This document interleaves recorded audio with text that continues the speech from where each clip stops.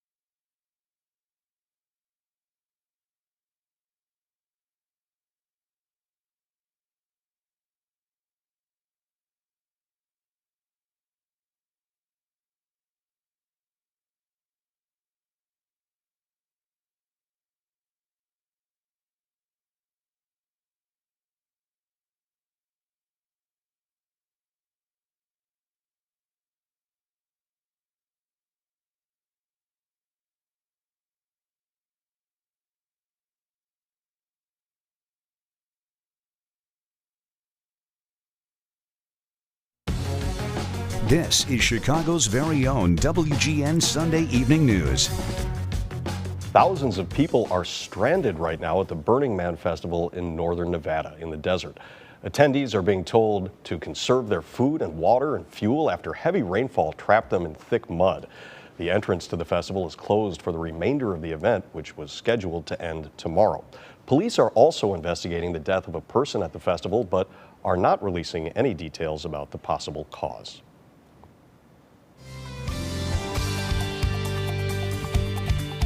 Other parts of Nevada are also struggling after 2 days of heavy rain. This was the scene in Las Vegas.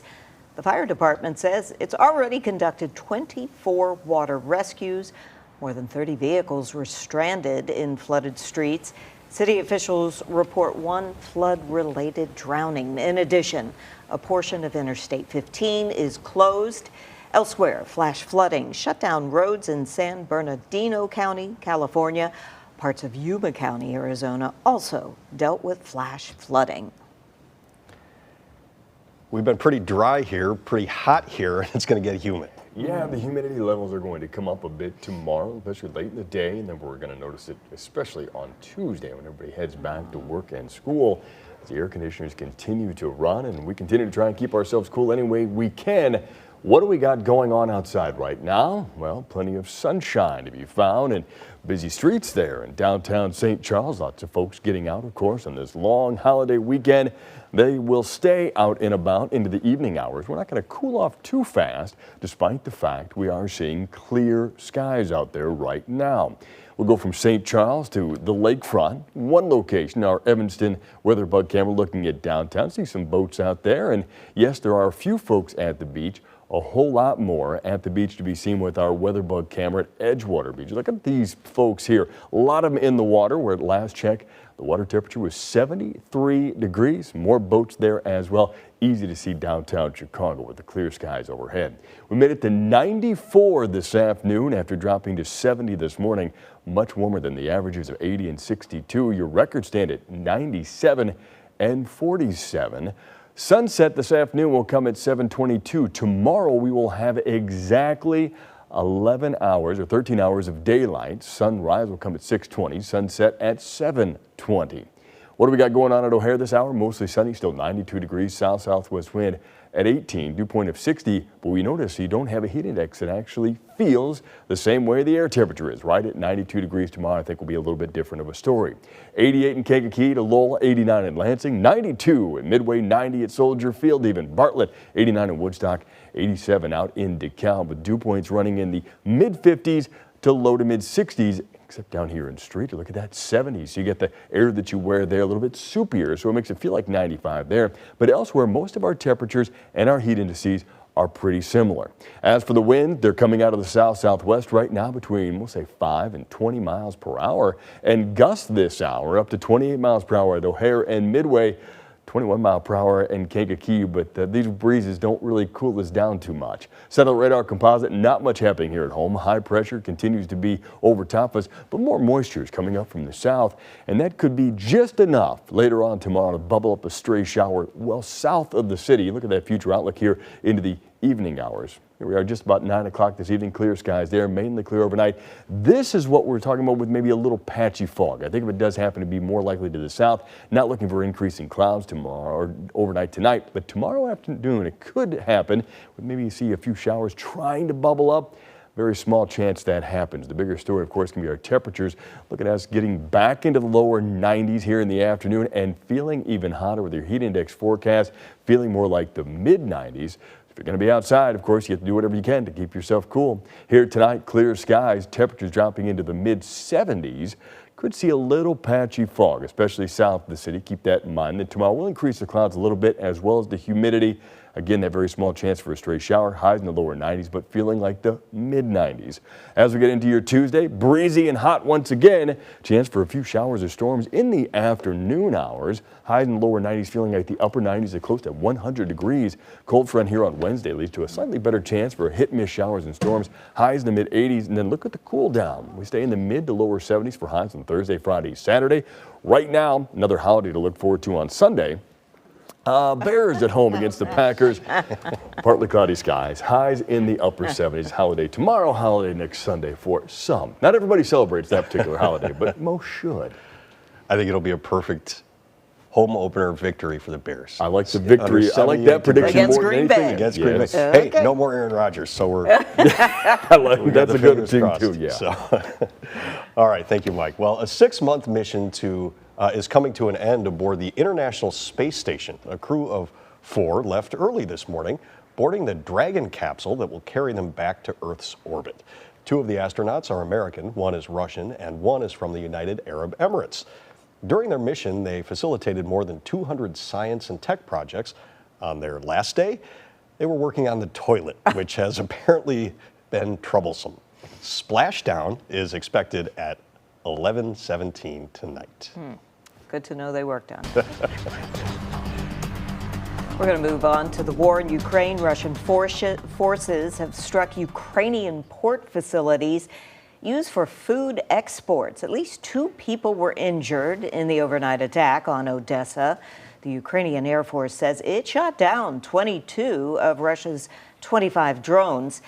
This is Russia's latest attempt to target Ukrainian ports since leaving NATO's grain deal in July. It comes a day before Vladimir Putin is scheduled to meet with Turkey's president to discuss rejoining that deal. The Russian Defense Ministry released a statement saying they were targeting fuel storage facilities that supply Ukraine's military. It was a great morning to head to the lakefront. Up next, cars give way to cyclists for the annual Bike the Drive. Also just ahead, why video gambling in Chicagoland is not as profitable as it once was.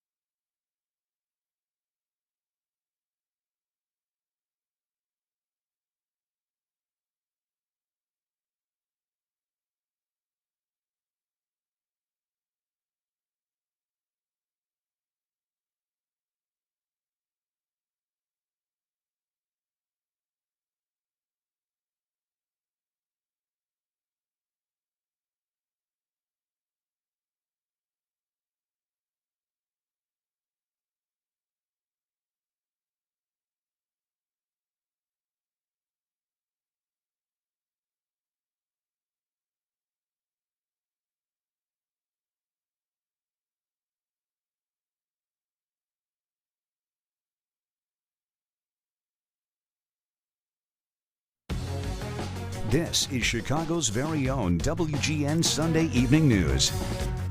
Well, it's that time of year. No cars were allowed for several hours on DuSable Lakeshore Drive this morning. It was taken over by thousands of bicyclists for the 22nd annual Bike the Drive. Marcus Leshock was there and has the highlights.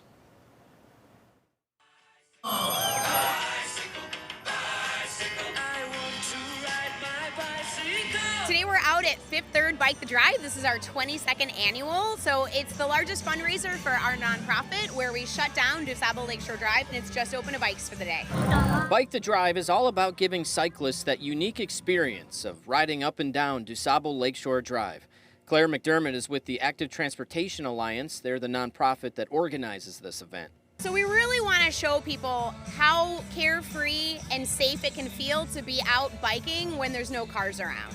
So obviously we do live in a world where we have cars, right? So we advocate for curb protected bike lanes is something that really keeps folks safe, but any kind of protection or any kind of separation is definitely keeping cyclists safe and cars safe as well, and the drivers, you know, nobody wants to have a run-in.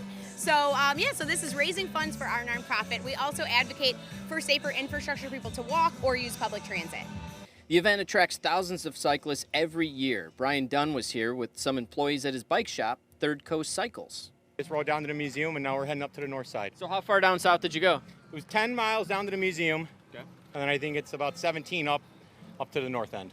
Some riders came with passengers. This is Tiggy. She's almost 14 and she always comes on the bike with us. So yeah, we've got the buddy rider and George on the back here. Right. Hi, George. Yeah. George is just a baby, 9 months old. Wow. Yesterday. Loves his bike. Very excited about the city. And others were taking their first rides. Anthony brought his family from Calumet Heights. This is their first time riding. Yeah, so these are your kids? Yes, Amir and Amira. Awesome. Right, so we wanted to get them out for the first time on their bikes. And they made it all the way here? From 39th Street, From yes. 39th Street. Are they going to make it all the way home? That's the big question. Marcus Leshock. It was an awesome week. It was awesome? Very cool. WGN News. You know, I think they'll come back. Yeah, they look like they had a good time. Still to come. Family and friends of a teenager killed in a crash in South Elgin gather to honor in her memory. Plus, why childcare could be about to get more expensive and even harder to find.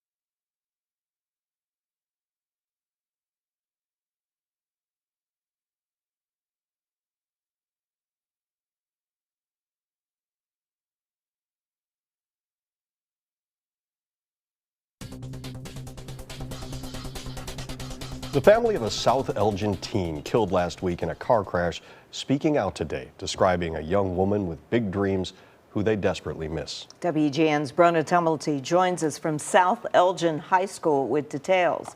Brona. Good evening, guys. A memorial has been growing here at the school for the 4 teenagers involved in last week's crash, 2 of whom passed away. Some of their friends and family gathering here today, hoping for a little bit of healing. It's devastating. It's very hard. It's unexpected. I'm still trying to cope and it's still unbelievable. Sierra Webster telling us all about her baby sister. Kimora was an angel. Like, she is an angel. My little sister is an angel.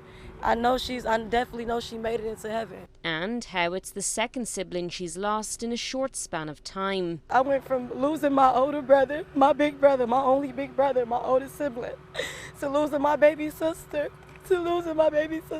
Kimora, we're told, was an avid basketball player. She was such a sweet soul for our team.